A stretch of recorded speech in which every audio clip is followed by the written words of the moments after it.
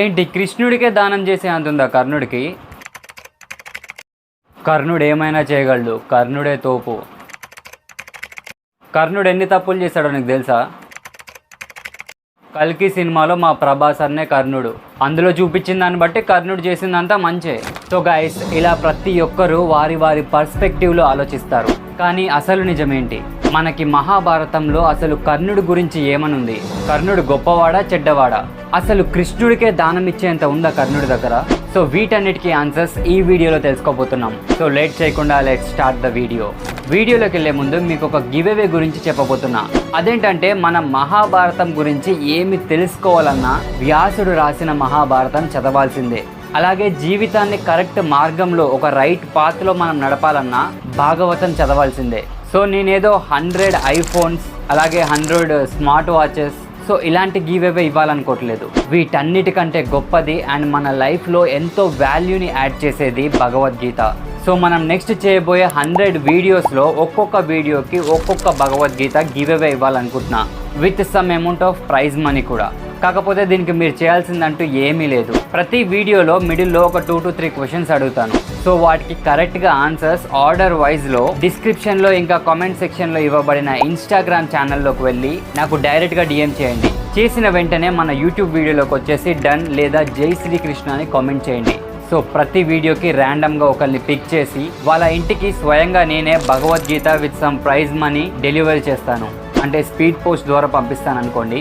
So guys, అస్సలు miss అవ్వకండి, ఖచ్చితంగా ప్రతి ఒక్కరూ పొందుతారు. ఇంకా మన నెక్స్ట్ వీడియోలో ఇంకా గివ్ అవేస్ పెరుగుతూనే ఉంటాయి. అవి కూడా అందరికీ యూజ్ అయ్యేవే, వాళ్ళ లైఫ్లో వాల్యూని యాడ్ చేసేవే. సో ఇక లేట్ చేయకుండా వీడియోని స్టార్ట్ చేసేద్దాం రండి.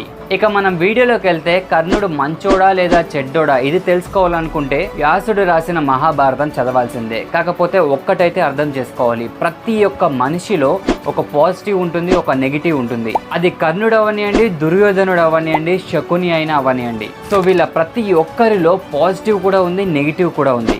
అలాగే కర్ణుడిలో మంచి అయితే ఎంత ఉందో చెడు కూడా అంతే ఉంది. సో ఈ వీడియోలో మనం కర్ణుడు కృష్ణుడికి ఇచ్చిన దానం గురించి మాట్లాడుకోబోతున్నాం. అండ్ ఈ కర్ణుడి దానగుణం గురించి అందరికీ తెలిసిందే. అదేంటంటే మనందరికీ తెలిసిన ఒక కథ ఉంది కదా, దేవేంద్రుడు తన కుమారుడైన అర్జునుడికి ఎప్పుడైనా గానే కర్ణుడి వల్ల హాని జరుగుతుంది అనే ఒక భావనతో, అంటే కర్ణుడి దగ్గర కవచకుండరాలు ఉన్నాయి కదా, సో దానివల్ల అర్జునుడికి ఎప్పటికైనా హాని జరుగుతుందని భావించి ఒక పేద బ్రాహ్మణుడి రూపంలో కర్ణుడి దగ్గరికి వెళ్ళి ఆ కవచకుండరాలని దానం అడుగుదామని ప్లాన్ వేస్తాడు. అండ్ దీన్ని ముందే గ్రహించిన సూర్యుడు కర్ణుడి దగ్గరికి వెళ్ళి ముందే హింట్ ఇచ్చేస్తాడు, అంటే చెప్పేస్తాడు, ఇలా ఇంద్రుడు మారు వేషంలో నీ దగ్గరికి వచ్చి నీ కవచకుండరాలని యాచిస్తాడు, నువ్వు అస్సలు ఇవ్వద్దు, దానివల్ల నీకు నష్టం జరుగుతుంది అని. కానీ ఇక్కడ కర్ణుడు మాత్రం ఏమైనా పర్లేదు, కానీ నా దగ్గరికి ఒకరు వచ్చి దానం ఆశిస్తే నేను ఖచ్చితంగా ఇస్తాను, అంటే నా సామర్థ్యం బట్టి నేను ఇవ్వగలను అనుకుంటే అది ఖచ్చితంగా ఇచ్చేస్తాను. సో అలా భావించి దేవేంద్రుడు ఒక పేద బ్రాహ్మణుడి రూపంలో వచ్చిన తర్వాత తన కవచకుండరాలని తీసిచ్చేస్తాడు. సో ఇంత గొప్ప దాన గుణం కలవాడు కర్ణుడు. సో అలాగే మనకి ఇంకొక స్టోరీ కూడా ఉంది. అదేంటంటే కర్ణుడు కృష్ణుడికి దానం చేశాడు. ఆ స్టోరీ ఇప్పుడు చూద్దాం రండి. ఒకరోజు కర్ణుడు అభ్యంగన స్నానం చేయడానికి ఒక వజ్ర వైడూర్యాలు పొదిగి ఉన్న ఒక గిన్నెలో నూనె వేసుకొని ఆ నూనెని తన తలకి రాసుకుంటూ ఉంటాడు. అంటే అప్పట్లో స్నానం చేసే ముందు ఇలా తలకి నూనె రాసుకొని ఇక బాడీకి కూడా నూనె రాసుకొని చేస్తే చాలా మంచిది అని. సో అలాగా తన కుడి చేతితో ఆయిల్ రాసుకుంటూ ఉంటాడు. అదే టైంకి శ్రీకృష్ణుడు ఎంటర్ అవుతాడు. ఇక శ్రీకృష్ణుడు రాగానే ఆ గిన్నెని చూసి ఆశ్చర్యపోయి చాలా బాగుంది, నాకు ఇది ఇస్తావా కర్ణ అని అడుగుతాడు. ఇక ఎలాగో మనకి కర్ణుడి గురించి తెలిసిందే కదా, కృష్ణుడు ఆ మాట అన్న వెంటనే తన ఎడమ చేతితో, అంటే తన ఎడమ చేతి వైపే ఉంటుంది ఆ గిన్నె, ఇటు కుడి చేయేమో నూనెతో ఉంటుంది. సో దీంతో ఇవ్వలేడు, అందుకని ఎడమ చేతితో ఆ గిన్నెని తీసుకొని వచ్చి తీసుకో కృష్ణ అని చెప్పేసి ఇచ్చేస్తాడు. అయితే అప్పుడు కృష్ణుడు కర్ణుడితో ఇలా అంటాడు, ఏంటి కర్ణ, అలా వామహస్తంతో దానం చేయడం పద్ధతి కాదని నీకు తెలీదా అని అంటాడు. అప్పుడు కర్ణుడు మాట్లాడిన మాటలు కృష్ణుడిని ఆశ్చర్యపోయేలా చేశాయి. కర్ణుడు ఏమంటాడంటే, నా కుడి చెయ్యి నూనెతో ఉంది, సో నేను దీంతో ఇవ్వలేను. అలాగే లక్ష్మీదేవి చంచలమైనది, యమధర్మరాజు దయలేనివాడు, నేను మీకు చెయ్యి కడుక్కొని ఇచ్చేలోపే నా ప్రాణాలు పోవచ్చు. అంతెందుకు, నేను ఈ చెయ్యి కడుక్కొని వచ్చేలోపు నాకు మీకు ఇది ఇవ్వాలనే సంకల్పం పోవచ్చు, అంటే దానం చేయాలనే సంకల్పమే పోవచ్చు. అందుకనే నేను ఏమీ ఆలోచించలేదు, నాకు ఈ చెయ్య అని లేదు, డైరెక్ట్గా తీసుకొచ్చి నీకు ఇచ్చేసాను. సో దీన్ని స్వీకరించండి కృష్ణ అని చెప్తాడు. ఇక కృష్ణుడు ఆశ్చర్యపోయి కర్ణుడు చెప్పిన మాటలు శ్రీకృష్ణుడికి ఎంతో నచ్చుతాయి. అప్పుడు శ్రీకృష్ణుడు ఆనందంతో నువ్వు చెప్పిన మాటలకి నీకు ఒక వరం ఇవ్వాలనుకుంటున్నాను, అడుగు అని అంటాడు. అప్పుడు కర్ణుడు ఏమడుగుతాడో తెలుసా? యాచించడం ఎంత కష్టమో తెలిసిందే, అంటే ఏదైనా దానాన్ని అడగడం చాలా కష్టం, అలాగే లేదని చెప్పడం ఇంకా కష్టం. అంటే ఉంచుకొని కూడా లేదు అని అంటారు కదా, సో అది ఇంకా కష్టం. అండ్ ఒకవేళ ఇలా దగ్గర లేకపోయినా కూడా దానం అడిగినప్పుడు మన దగ్గర లేదు అని చెప్పడానికి కొంచెం కష్టంగానే ఉంటుంది. సో నాకు దేహి నాస్తి అనేవి దగ్గరికి కూడా రాకూడదు. ఎవరైనా దానం అడిగితే నేను ఇచ్చేయాలి, నేను దానం అడగకూడదు. ఇలాంటి వరాన్ని నాకు ప్రసాదించు కృష్ణ అంటాడు.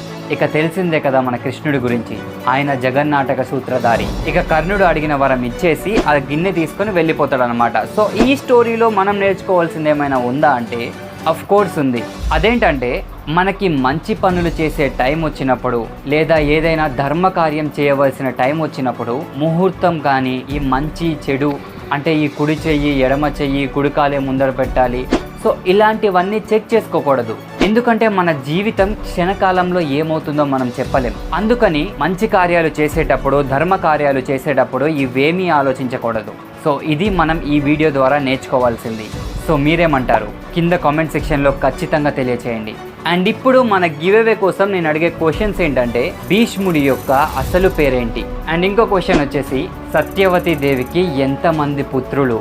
సో వీటికి ఆన్సర్స్ మీరు కరెక్ట్ ఆర్డర్లో నాకు ఇన్స్టాగ్రామ్లో డిఎం చేసి కామెంట్ సెక్షన్స్లో జై శ్రీ కృష్ణ అని పెట్టండి. నేను డైరెక్ట్గా ర్యాండమ్గా ఒకరిని సెలెక్ట్ చేసి ఇన్స్టాగ్రామ్లోనే మెసేజ్ చేస్తాను. అండ్ అలాగే ఈ గివ్అవే ఇచ్చిన వాళ్ళ అందరి గురించి మీకు తర్వాత అప్డేట్ వస్తుంది. సో గైస్, ఇంకా మీరు కర్ణుడి గురించి ఆసక్తికరమైన విషయాలు తెలుసుకోవాలనుకుంటే, లైక్ కర్ణుడు ద్రౌపది దేవిని వేశ్య అని అన్నాడా? అది మనకి మహాభారతంలో నిజంగానే ఉందా? అసలు కర్ణుడు ద్రౌపదిని 5 భర్తలతో కాపురం చేసింది, ఆమెపై వస్త్రాలు ఉంటే ఎంత లేకుంటే ఎంత అని నిజంగానే అన్నాడా? కర్ణుడి యొక్క డార్క్ సైడ్ ఏంటి? సో వీటన్నిటి గురించి మీకు కావాలనుకుంటే ఖచ్చితంగా కామెంట్ చేయండి. విత్ ప్రూఫ్స్ తోటి మీకు చెప్తాను. That's it for the video guys. Video నచ్చితే ఖచ్చితంగా లైక్ చేయండి, అది నాకు ఎంతో సపోర్ట్ని ఇస్తుంది. అండ్ ఇప్పటి వరకు మన ఛానల్ని సబ్స్క్రైబ్ చేయకుండా ఉంటే సబ్స్క్రైబ్ చేసి పక్కనే ఉన్న బెల్ ఐకాన్ని క్లిక్ చేసి ఆల్ అనే ఆప్షన్ని సెలెక్ట్ చేసుకోండి. సో అంతే guys, I will catch you in the next video.